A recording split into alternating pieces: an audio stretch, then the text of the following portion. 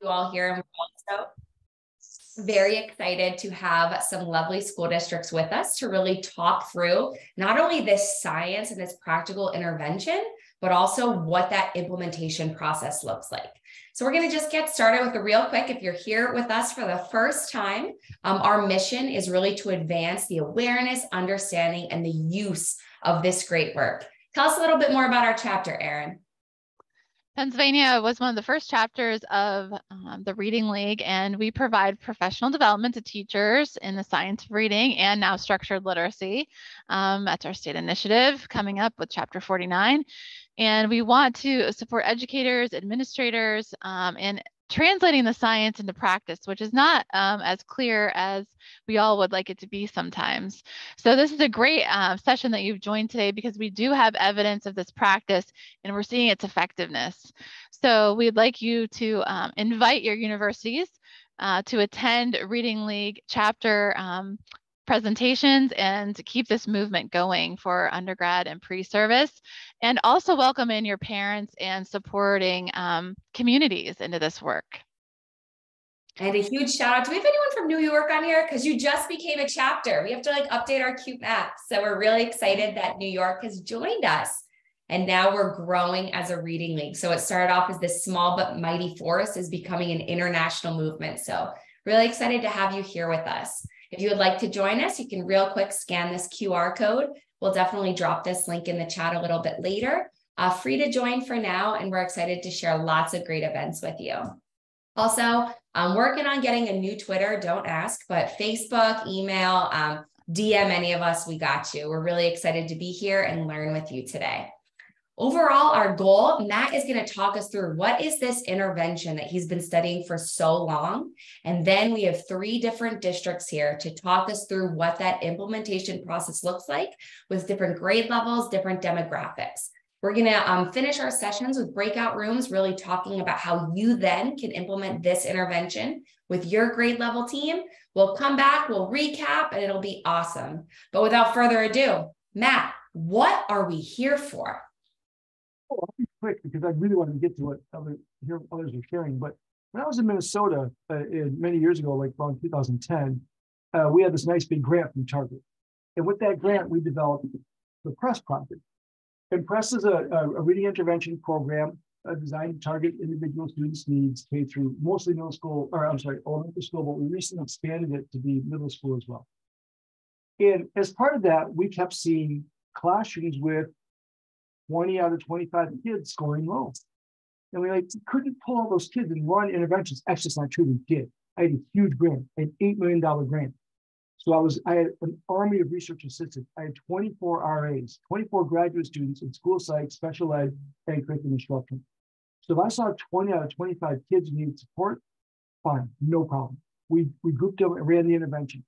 And we saw was the kids were doing really well during intervention. But the percentage of kids who scored in the proficient range from fall to winter benchmark didn't go up. And we knew it was a systems problem. We knew something was wrong. So we went and bought PALS for all of our teachers. If you're not familiar with PALS, Peer Assisted Learning Strategies, I highly recommend it. This is the kindergarten version. This is still what I use for kindergarten. And this is the first grade version, right? First grade. Super easy to use, $45 or something, maybe $60. Google PALS, Peer Assisted Learning Strategies, good stuff. So we got a copy of that for all the teachers, and we showed them how to use it, and they said, no, so we're not doing that, except the kindergarten teachers. Why do I still use kindergarten PALS? Because all the kindergarten teachers, when he showed it to them, went, this looks great, I'll try it, awesome. But the other grades refused. So we panicked and looked at PALS and said, what really matters? Well, partner reading, paragraph reading. So we look at these data, like you see here, we sort the data. Now I use oral reading fluency, the automaticity score, the fluency score. We use that because that's the most sensitive one to use for these types of decisions. Oh, thank you, honey. And so we have a classified need, a whole bunch of kids who have low scores. We cut the group in half. And forgive this language, but we have the lower half, kids are scoring lower, and the upper half. We want to create heterogeneous diet. So we take the lowest kid in the low half and put that kid, the lowest kid, in the high half. So fold it. So the lowest of the lows are the highest of the high. We slide it. The lowest of the lows is the lowest of the high. Okay? And we can do that. So Nita gets matched up with Hollis, and Nancy gets matched up with Elsa, and David with Julie. So these are groups that are heterogeneous, but they're not crazy. If William with Linnea would not end well. But William with Louisa, probably close enough. Give them a folder. You have one here, coincidentally. One of my students created this one. You can tell they created it because it looks much nicer than the ones I create. So each dyad gets a folder, and we see reader 1, reader 2. Reader 1 is always the better reader. So, oh, you can't see, I'm pointing with my cursor, you can't see that. So Louisa with William, Louisa's reader 1, William is reader 2. Hollis and Anita, Hollis is reader 1, Anita is reader 2. Put that right on the folder. Okay, kids, partner reading time. They know their job is reader 1 picks the folder up, reader 2 finds a place to work. They open it up, and in here are a bunch of passages. They reader 2's instructional level. That's important. Reader 2's instructional level. However you define instructional level for this task is fine. I go to readworks.org, thousands of passages on readworks.org. Free website, readworks.org. You can download them, PDFs for free. You can sort by grade, by Lexile, by topic, by whatever. We follow along. We download a bunch of passages at Reader 2's Lexile. I have them do this 20-minute intervention every day. So we do Reader 1 reads while Reader 2 follows along, reads out loud. They make a mistake, they error correct for 5 minutes. Then we switch. Now Reader 2, your job, nice graphic by the way, whoever made this. I love this. So then now it's Reader's 2 job. They read the exact same text for 5 minutes, exact same thing, repeated reading. After 5 minutes is up, okay, Reader 1, your turn again, but now they read new text. They pick up where they left off and read new text for 5 minutes and do paragraph shrinking after every paragraph. Tell the most important who or what, most important who or what, and do it all in 10 words or less. Then we switch. Then lastly, Reader 2, now it's your turn, new text for 5 minutes, doing paragraph shrinking after every paragraph. Really nice graphic. Thank you, whoever put that together. Matt, I sent this to you like a month ago. Did? I did. No. Anyway, it's all good. No worries. But Matt, in theory, so you do all this research. This should work really well, right? We should see really good results, right? Yeah, generally speaking, we see the number of kids who need support go down to around 20% consistently. So I actually have some norms from Pennsylvania that I'm working on developing what constitutes good growth. But we see huge gains. We see, kids going up 20, 30 words a minute just within that 2-week period. Well, you know what, Matt, let's hear from our experts. Thank you so much for that high level overview. And I think I'm going to throw it over to Cumberland Valley. And I want we'll share this in a second. I want to hear Cumberland Valley, Lauren Whiteco, Kim Kozak. These are my people, my old school. Love you all. What is going on at Cumberland Valley? How did you implement this there for your kids? Well, it's going amazing. So just a little bit of background knowledge. We run the partner reading intervention during our SOAR block. So it is our intervention block within our daily schedule. And we are running it right now, 3rd through 5th grade. The time frame runs anywhere from 40 minutes in that block to an hour, depending on the grade level.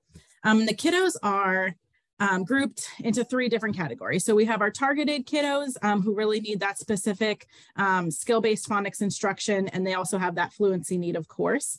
Our reinforced kiddos are on grade level. They're working at more of the advanced word level, morphology, and those advanced kiddos, they're diving deep into the core, extending their knowledge.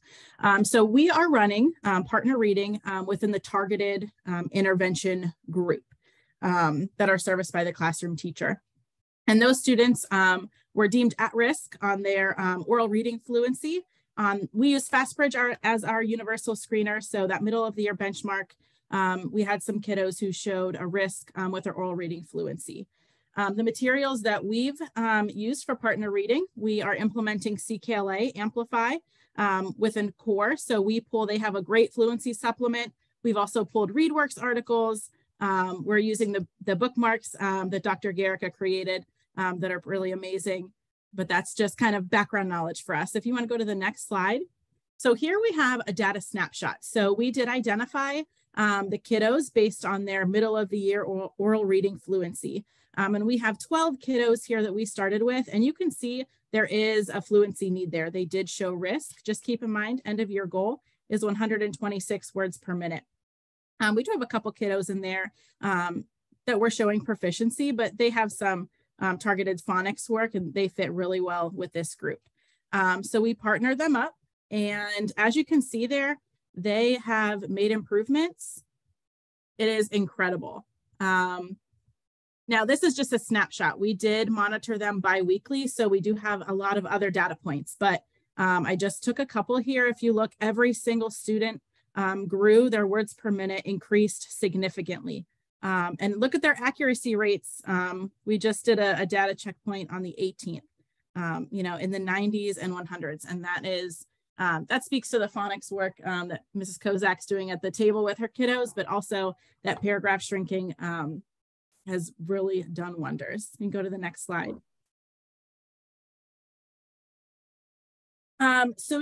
We actually ran it a few different ways. So like I said, we are running partner reading within our SOAR group, 3 through 5.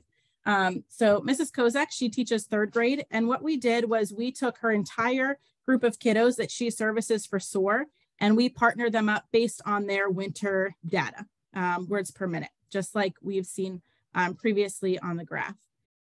In the 4th and 5th grade classrooms, we ran it a little bit differently. We just partnered those kids within their small group, and the kiddos were in doing partner reading within an independent center.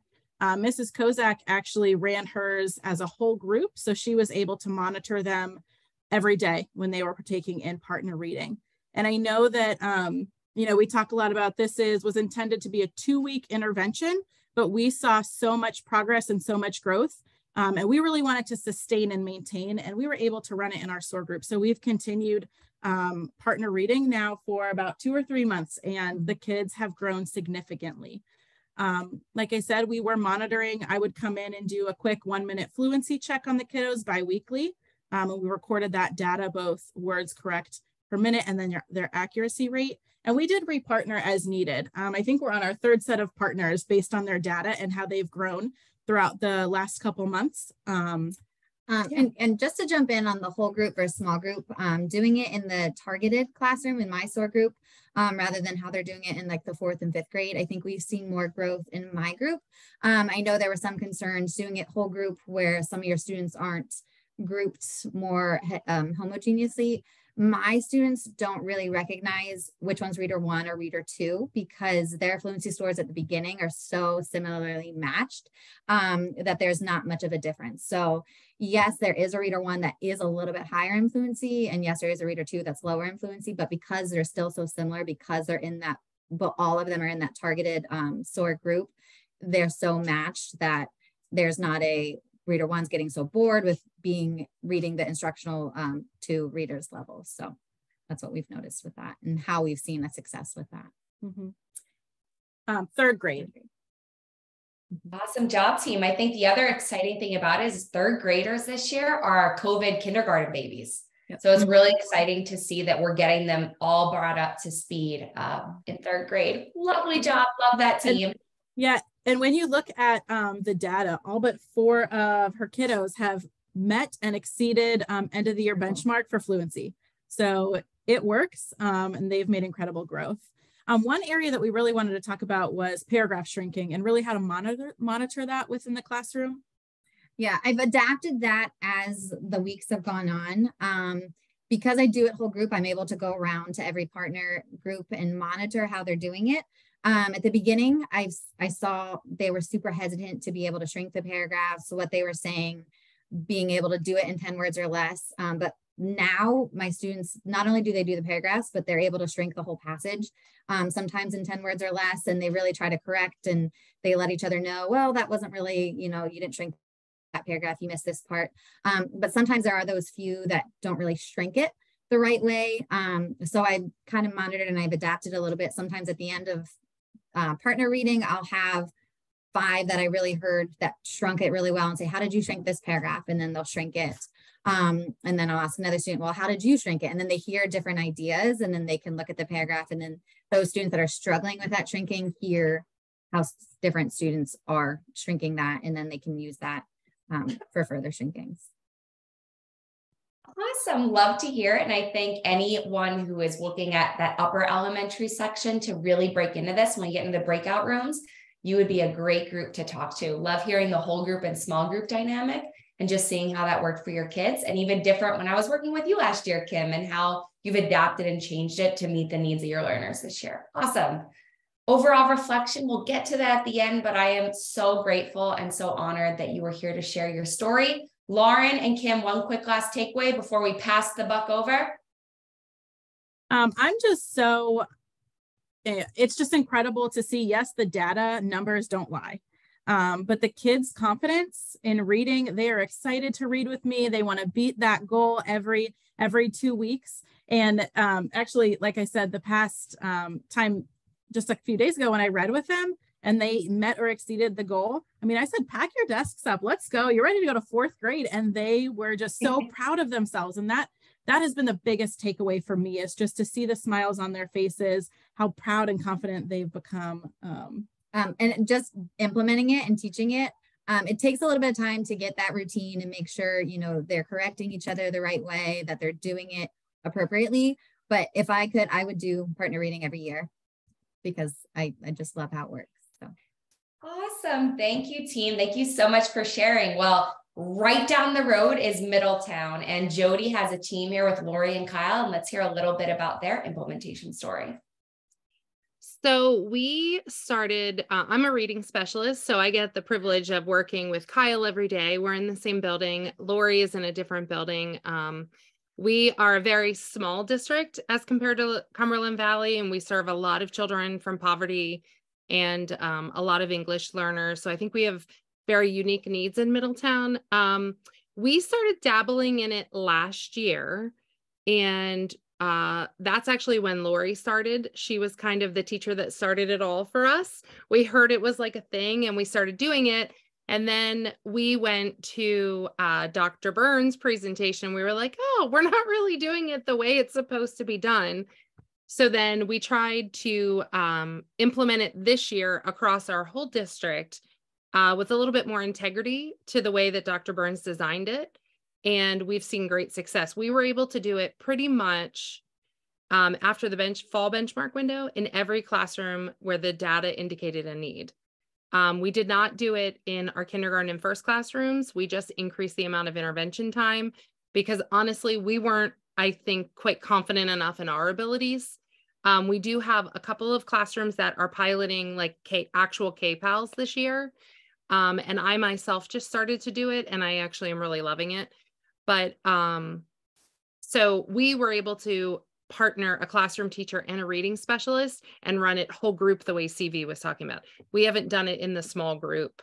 We haven't tried it in small group yet, but we did try this year to stick with Dr. Burns' recommendation of 15 days, where last year we were running it for a couple of months like Cumberland Valley did. And then we went to his presentation, and so I see the benefits in both. So we keep playing and adapting as we go along, but we were fortunate too that we're able to collaborate with our English language development teacher and our special ed teachers to get as many adults to help out during the times as well. If you wouldn't mind going, Kyle, do you want to just talk? This is a 5th grade classroom and Mr. Jasani is the teacher. So do you want to just talk about it from your point of view?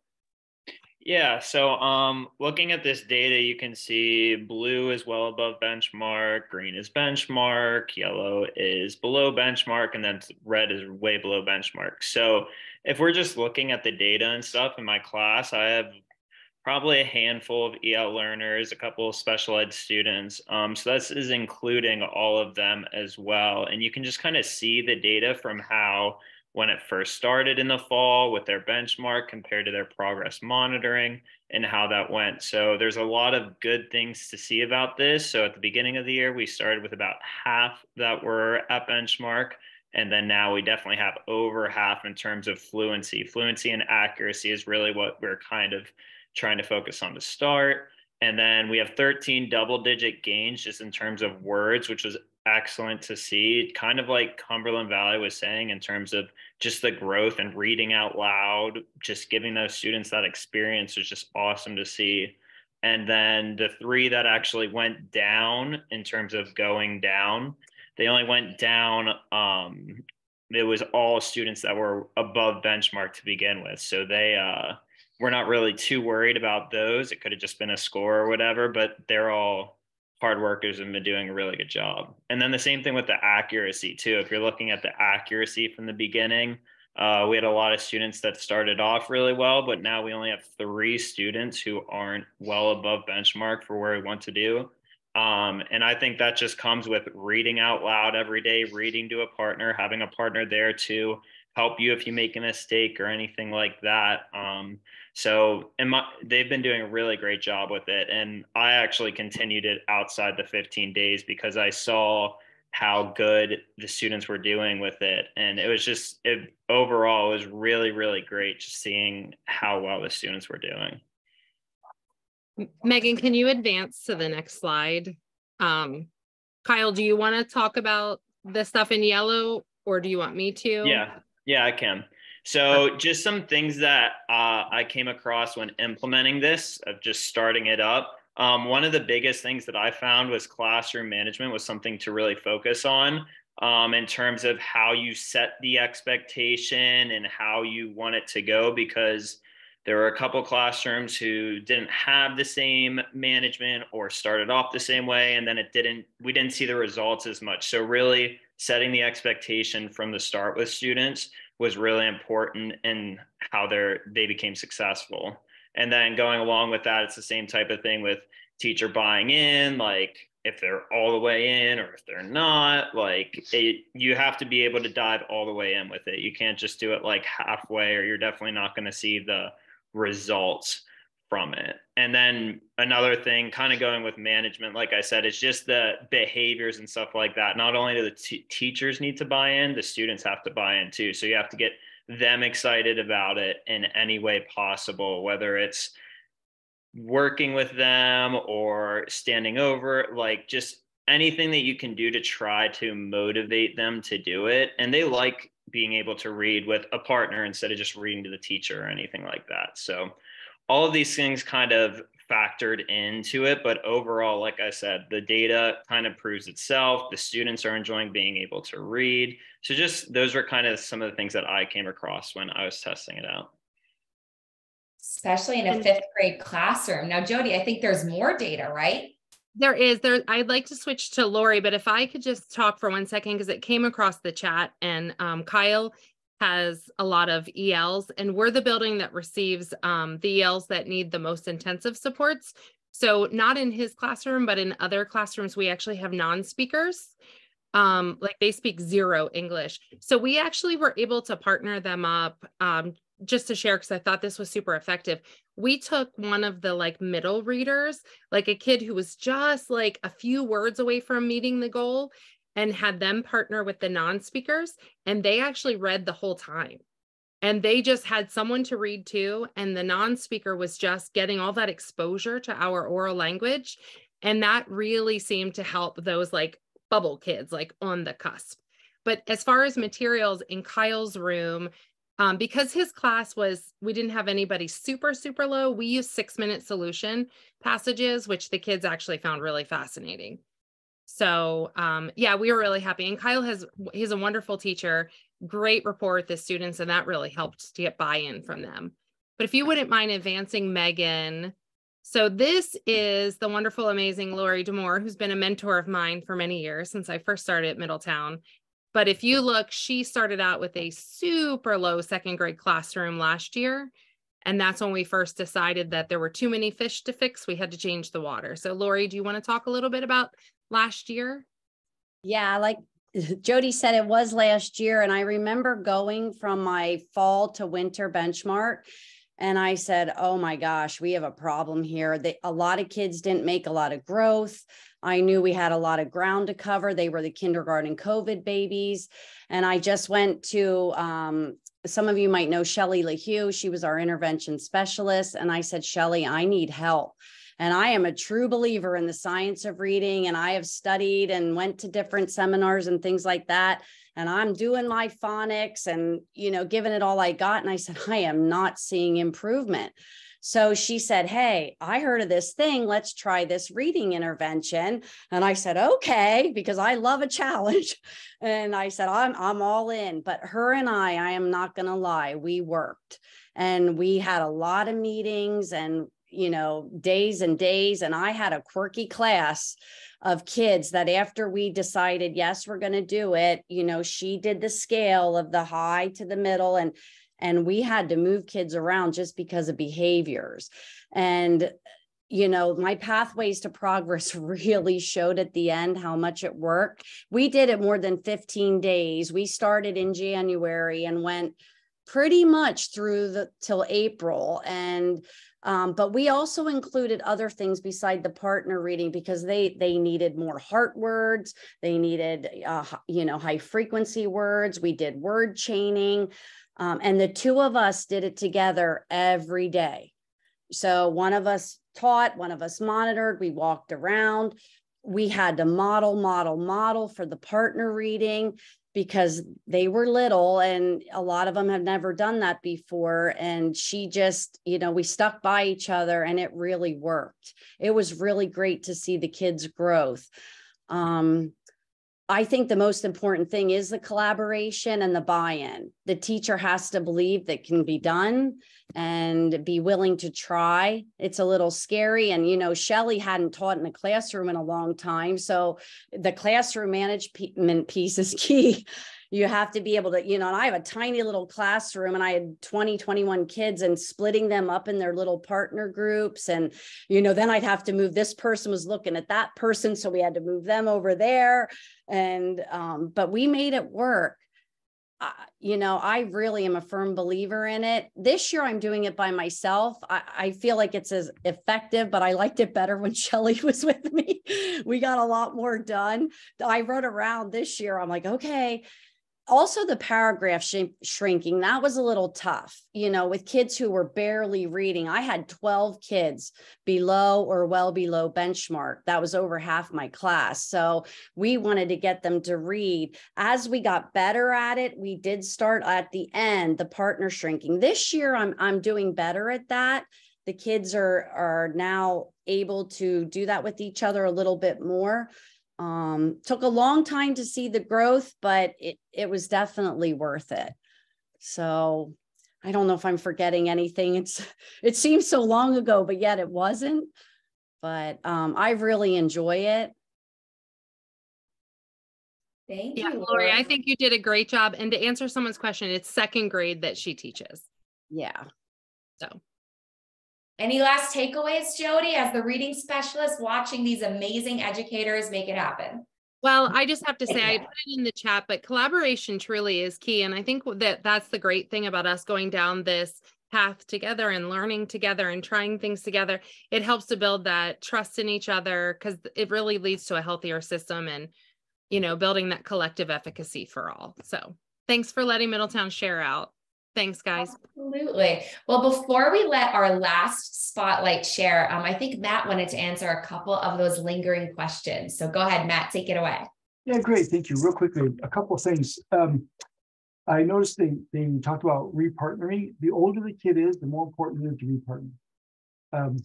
Certainly as kids' skill level changes, you can consider that, but don't hesitate. If you're in like a 4th grade, 5th grade, you see these two kids matched up, and you think these two kids will not get along. Repartner, but don't go crazy. Like switch this kid to this kid. Like don't, you know, switch a kid with a kid who's similar in skill. Some teachers have concerns about low retail scores because they'll be teaching the paragraph shrink and they say it in 10 words or less, and then the retail, you get points for more details, etc. So if that's a concern and retail matters in your school for assessment or something, add in a 1-minute retail after reader 2 does their paragraph, their initial, not the paragraph shrinking, does a 1-minute retail after their partner reading. If you're worried about that, have them do a retail as well. I don't love retail, so I don't worry about it. But if that matters in your school, we used to do that. We used to have a 1-minute retail. We found was taking it out didn't change the data. So we said, let's take it out. It saves a minute. But if that matters to you, add that back in. Yeah, I love the conversation about EL, emerging bilinguals. Tomorrow morning tomorrow afternoon at 2:00, Monica Romero Romero, who's defending her dissertation, did a study on that very topic. Her dissertation is how to help kids with EL in partner reading.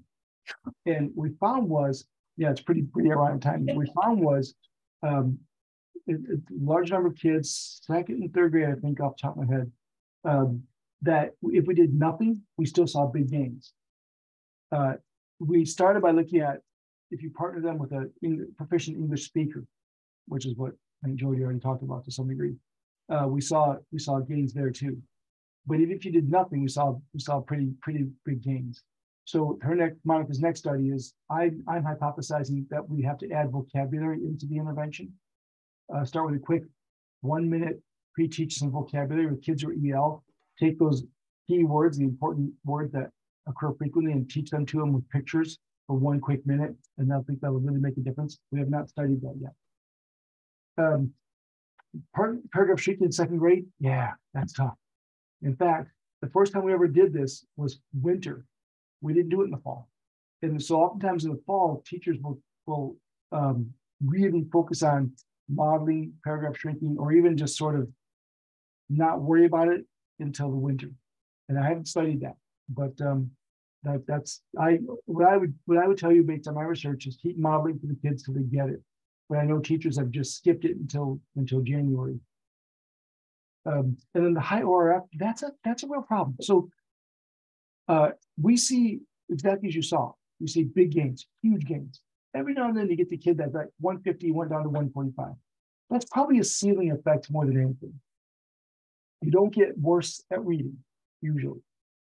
And so that's probably a ceiling effect. Don't worry about it. But you'll also see the kids are at 145 go up to 160. And we can't really predict who will go up and who won't. So I say to teachers, if you've got that kid in that sort of 150 range or something, and you want to try something during this time period, that's, what do you call it? For the really good readers, which I don't work with, so I don't know what to do with them. You want to extend it or whatever. It's a ceiling effect. Here, I'll type it. Extension thing. Yes, thank you, Michelle. Anyway, so whatever you do with smart kids, so with good readers. So you do extension work or something like that. You can do that during this time for a couple of kids. But really limit that. Without the good readers, you cannot see the success. You need the good models. If you got 1 or 2 kids off the bat, you think, yeah, this kid's too high, let's have him do something else. You can absolutely do that. But we have seen consistently that some of the higher kids grow as well, grow quite a bit. Yeah, exactly, Jody. Right. It presents a question, but I thought, yes, yeah, absolutely. Has been studied the older students? Yes, we've done it with not high school, but through 8th grade. Through 8th grade in Syracuse, New York, in other places, Minnesota, and we saw a nice gains there as well, big gains. Doing nothing different than what you just did, except there the plan is 15 days instead of 10, so do at least 15 days. But yeah, we studied in middle school. Wow, thank you, Matt. Thanks for all those clarifications. And we have one more. Erin Imy, you're here with Kelly. We have another 2nd grade classroom. According to Matt, this is tricky. So I think, Matt, next you're going to be doing kindergarten. But let's hear how this worked out, Erin and Kelly. I'm just thrilled to be here because I feel like if there's anyone listening today, I'm an example of I had no team. I had no reading specialist. I had no one but an interest. I had a passionate interest in how can I reach, my students this year. I was fortunate enough to have Erin Amy's son in my class. So when I looked for a project, I reached out to her and she's like, I happen to have one. And I went through just a little bit of the training and then I rolled right into it. And so you don't have to have a team. If you're someone sitting there right now with just an interest, this can be done. It can be done. And I guess I want to say, why wouldn't you try it? So when I first implemented it and I started progress monitoring, I was like, oh my gosh, this can't be happening. With am I inflating these scores? And she calmed me down. She was like, no, this is working. And then I kept progress monitoring and I saw the results. So it is something I'm excited to be able to share with everyone. So I started early in October, and I didn't hesitate with modeling the paragraph shrinking. I went right for it. I modeled it all throughout any type of reading instruction for them. Like if there was any sort of reading that we were doing together, I would just keep using that term, modeling it. And I had some kids that were good at it, and they became great modelers as well. So I feel like the most important thing that was mentioned is, setting up those routines. And I really think even as I didn't have any help, but making my rounds and making sure the kids knew they were being held accountable, making sure they knew the purpose behind, this reading strategy. And I think if I did have behaviors, which I did, it was a lot of redirection, and they sat with me until I knew they were capable of handling it on their own. But lots of retraining, feedback, and observing everything they were doing. So.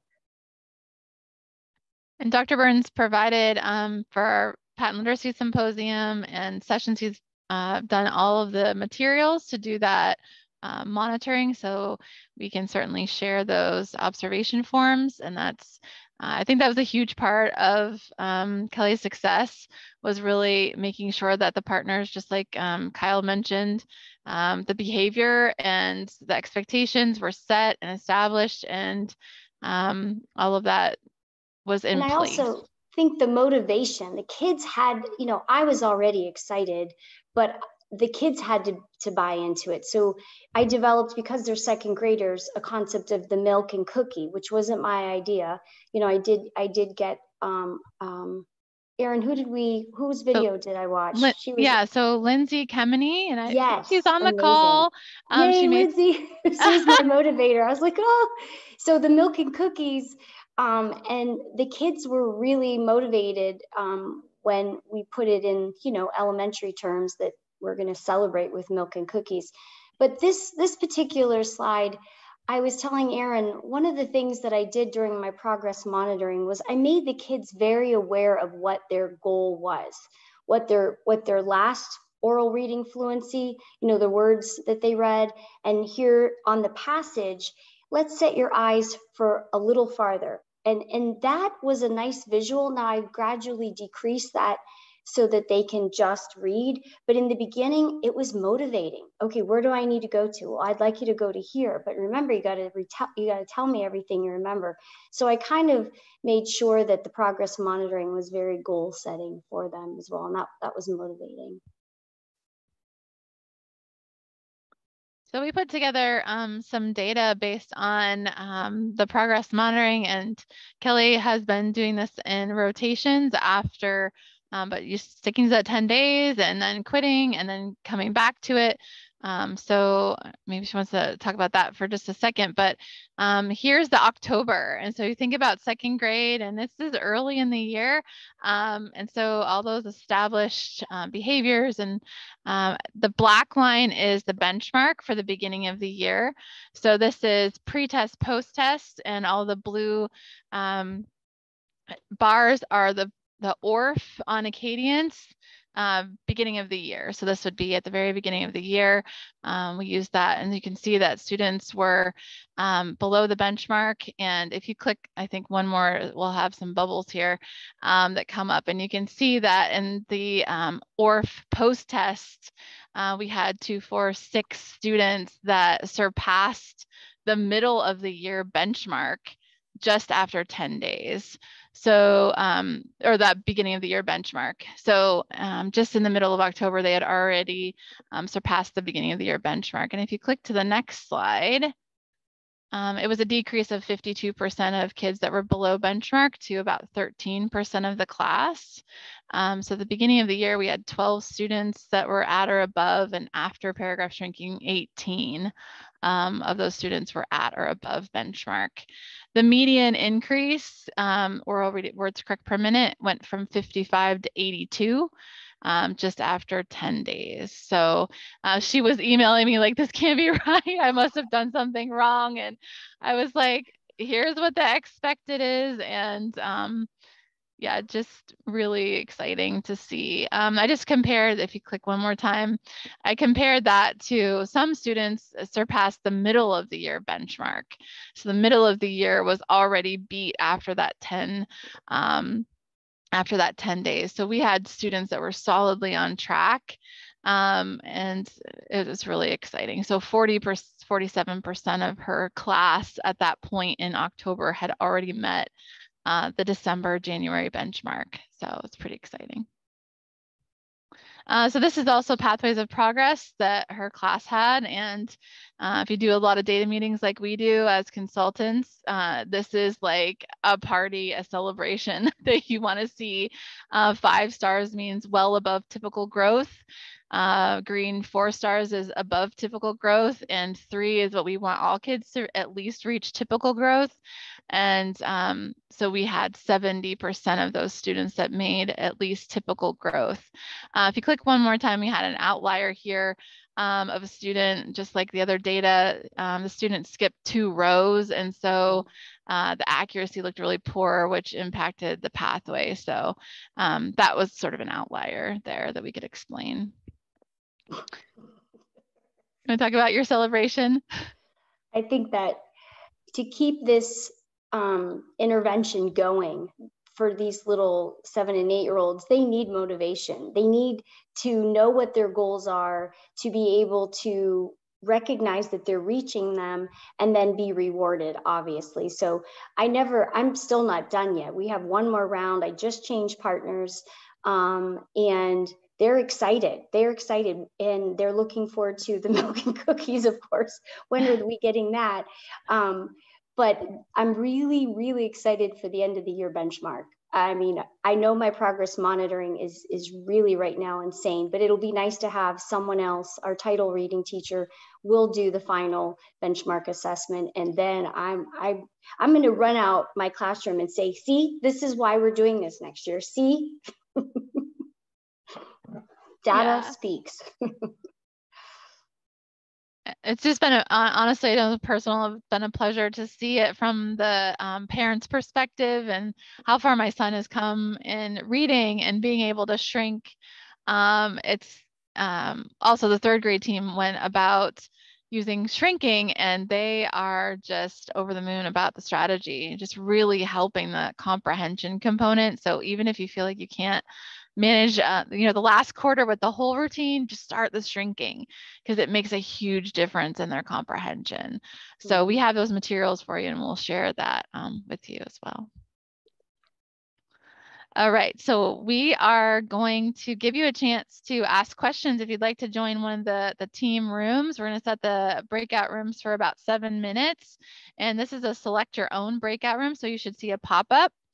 If you'd like to talk to Cumberland Valley or Middletown or us in Harbor Creek and IU5, you can select that, and you can jump around. We don't mind if you have certain questions to answer, and we'll just give everybody a chance to talk and debrief, and then we'll come back together as a whole group. So you should be able to select that room now.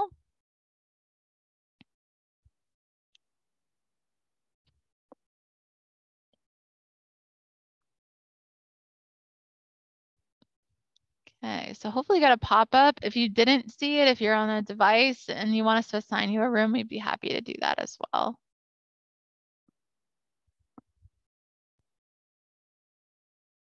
All right, Megan, can you run that and I'll hop in to the room? All right.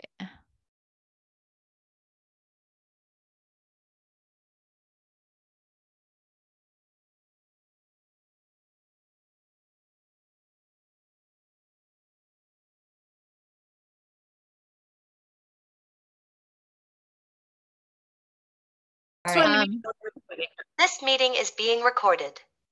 I almost gave her a shout out. I was about to, and then someone mentioned she was on the call. I did on Twitter once. Someone was talking about this, and Lindsay very nicely, they tagged her, and she very nicely said, and I learned about this from Matt Burns. And there was like 3 or 4 teachers' response was, yeah, it was really great to hear about this. We saw his video, but it was great to hear about this from another teacher. So she has been instrumental in getting this out in the schools. And so I appreciate her efforts. Awesome. And just so you all know, while we were all in breakout rooms talking, Matt is going to write this amazing article, and all this data you all put together, he's going to figure out where to store it. And he's going to get to work starting immediately at 8:05 p.m. and start putting all of this into action. So make sure you save your data, celebrate those kids. They are not just numbers. It is someone's child. It is a literacy life. So celebrate all of these wins. And make sure you hold on to that data, because once Matt figures out whatever he's doing there, we're going to put all of that together.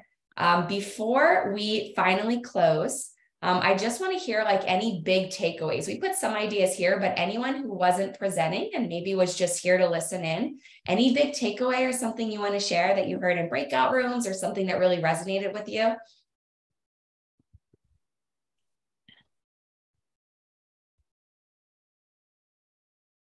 Put them on the spot. Can I share something, Megan? I'll allow it. Okay. So something we talked about in our breakout room, which it has been really incredible, and I don't think we got to touch on it earlier, but we've seen these kiddos transfer these strategies and this type of talk to core, within the core program. So we do a lot of partner reading within our, core reading program in 3rd grade. And these kiddos are, respectfully correcting each other. They are monitoring their fluency, their expression. They are, shrinking when they have to summarize. So not only are they doing this during this intervention, it's not isolated here. It's bleeding out into core. It's just becoming a way of life for them, which is really incredible too. To piggyback on that, Lauren, I said in our breakout room, we talked about how I forgot to mention the importance we saw it building children's confidence and their stamina in approaching text. Because with the little ones in 2nd grade, like Lori had to step it from like 3 minutes a time to then 4 minutes to work up to the 5 minutes. So, and now we can just run seamlessly, like Kyle's class in 5th grade, they would probably go 15 minutes a turn if we let them. So yeah. All right. All right, Matt, you get to do the final takeaway here. I know there's a lot of questions about resources and all of that. Erin will make sure she posts them on Facebook. I think Jody put some in the chat. So Miss Jody, if you could add a couple more there. Matt, the floor is yours. Other than, dissing me, what are some big takeaways now that you've heard this great work being done with your intervention?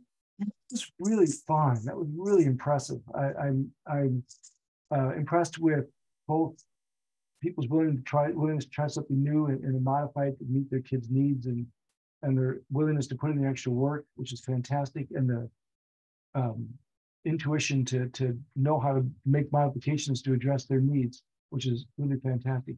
Keep doing that. I did try, and so I'm trying to do, well, before we end, to put it in chat, but maybe I can get it to you some other way. I can get some resources too as well, but the ones that someone put in that Lindsay created are awesome. So you can use those, but I'm happy to share other resources as well. Keep making database decisions, and your kids will do well. Love it. Love it. Well, I think we're all good to hear. Erin dropped a few more links in. If you want to support this, we are free.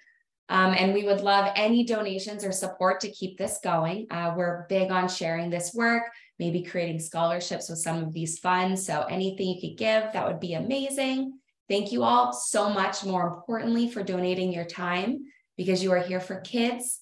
And that is our end goal, to ensure literacy for all. So thank you so much for being here. Thank you, Dr. Burns. Thank you to all our amazing school districts for the great work you're doing. And for those who have the honor of working with children every day, thank you so much. Have a great night, everybody. Really quick for everybody logs off. If you would love to join us on Saturday, May 6th is our last session of Lattes and Literacy, where we are having open and honest conversations based around Emily Hanford's Sold a Story. And they have been tremendously amazing. So if you could join us, that's free as well. So we hope to see you on May 6th. Thank you, everyone. Have a great night. Yeah. Thanks for sharing, all of our teachers. Yeah, thank you so much for your work.